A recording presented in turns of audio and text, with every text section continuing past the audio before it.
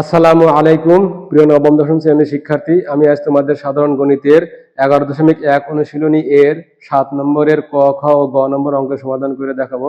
দেখো, ক নম্বর বলছে যে যদি এ অনুপাত বি ইকুয়াল টু বি অনুপাত সি হয় তবে প্রমাণ করো যে এ ক দেওয়া আছে, খ দেওয়া আছে এবং গ দেওয়া আছে। তাহলে ক এর সমাধান, ক সমাধান এখানে বলা আছে যে এ অনুপাত বি ইকুয়াল টু বি অনুপাত সি। দিস ইমপ্লাইজ, তাহলে অনুপাত মানে হলো ভাগ, তাহলে লেখা যায় A divided by B equal to B divided by C. This implies আর আর যদি গুণ করো তাহলে বি আর বি গুণ করলে B square is equal to A C. তাহলে এখন দেখো দেওয়া আছে A divide by C equal to A square plus B square divided by B square plus C square. তাহলে রাইট হ্যান্ড সাইড যদি নেই, right hand side equal to A square plus B square divided by B square plus C square. এখন এই ক্ষেত্রে তোমরা খেয়াল করবে, যদি বি স্কোয়ার থাকে বি স্কোয়ারের মান বসাবে, আর যদি এসি থাকে তাহলে এসি এর মান বসাবে। এখন এখানে দেখো, এখানে এ স্কোয়ার আছে তাহলে এ স্কোয়ার থাকবে প্লাস, এখন এখানে দেখো বি স্কোয়ার আছে তাহলে বি স্কোয়ারের মান হলো এসি, বি স্কোয়ার মান যদি বসায় দেয় এসি। আবার এখানে একইভাবে দেখো বি স্কোয়ার আছে, বি স্কোয়ার মান হলো AC plus C square equal to, দেখো এখানে এ স্কোয়ার প্লাস এসি আছে তাহলে এখানে এ কিন্তু কমন নেওয়া যায়, এ যদি কমন নাও তাহলে এখানে একটা এ থাকে, এ প্লাস সি থাকে। আবার এখানে যদি সি কমন নাও তাহলে এখানে এসি আছে তাহলে এ থাকে, এ প্লাস এখানে সি স্কোয়ার আছে, সি যদি কমন নাও তাহলে এখানে সি থাকে। তাহলে A plus C, A plus যদি কেটে দাও ইকুয়াল টু থাকে A divided by C equal to right hand side. আশা করি বুঝতে পেরেছো। এখন দেখো খ নম্বর বলা আছে যে A square B square C square into 1/a³ plus 1/b³ plus 1/c³ is equal to a³ plus b³ plus c³ প্রমাণ করতে হবে। তাহলে খ নম্বর বলা আছে যে এ অনুপাত বি ইকুয়াল টু বি অনুপাত C. This implies A divided by B equal to B divided by C. সুতরাং B square equal to AC. এখন লেফট হ্যান্ড সাইড যদি নেই, left hand side equal to, তাহলে A square B square C square into 1 divide by a³ plus 1 divide by b³ plus 1 divide by c³ equal to, এখন দেখো এই A square B square C square কিন্তু এখানে common আকার আছে, তাহলে A square B square C square আমরা গুণ করে যদি দেই তাহলে A square B square C square সাথে 1 গুণ করলে A square B square C square divided by a³ plus একইভাবে A square B square C square divided by b³ plus এখানে তাই গুণ হবে A square B square C square divided by c³ equal to, এখন দেখো এখানে A square আছে এখানে a³ আছে, যদি কাটাকাটি করো তাহলে এখানে একটা এ থাকে, এখানে যদি কাটাকাটি করে এখানে একটা বি থাকে, এখানে যদি কাটাকাটি করে এখানে একটা সি থাকে।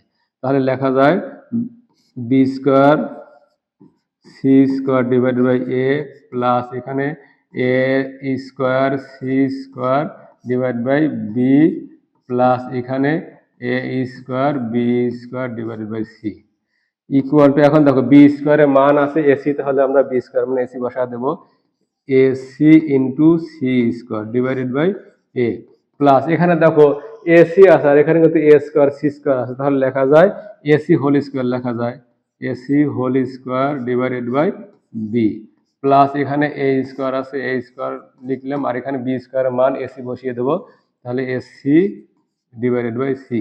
এখন এই সি আর এই সি কেটে যাবে, এখানে এ আর এ কেটে যাবে ইকুয়াল টু, দেখো সি আর সি স্কোয়ার গুণ করলে c³ প্লাস এখানে দেখো এসি, এসি এর মান হলো বি স্কোয়ার, তার উপর কিন্তু আরো একটা স্কোয়ার আছে, তাহলে লেখা যায় বি স্কোয়ার তার উপরে whole square divided by B plus A square A গুণ করলে a³ equal to c³ plus দেখো বি স্কোয়ার তার উপরে পাওয়ার আছে, তাহলে পাওয়ার গুণ হয়ে যায় B to the power 4 divide by B plus a³ equal to c³ plus B to the power 4 কে বি দ্বারা ভাগ করলে b³ হয় প্লাস a³ ইকুয়াল টু যদি সাজিয়ে লিখি তাহলে A cube plus B cube plus C cube equal to right hand side.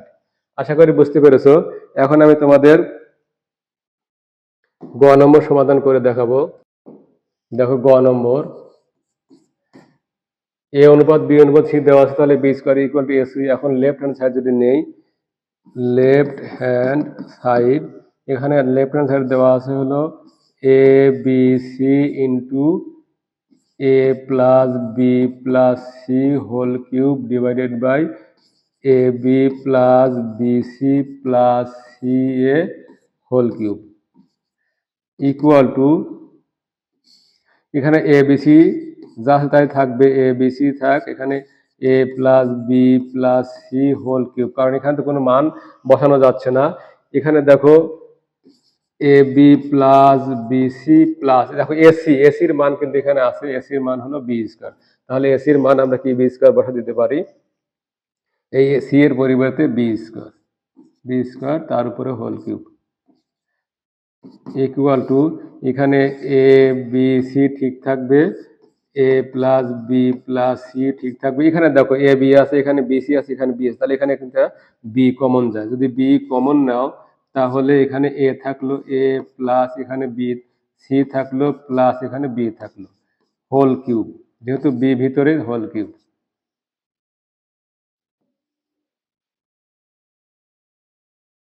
Equal to, এখানে দেখো A B C into A plus B plus C whole cube ঠিক থাকবে।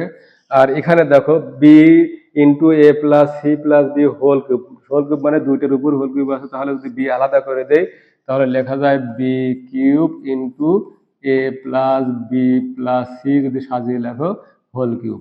এখন A plus B plus C whole cube, A plus B plus C whole cube কেটে যাচ্ছে।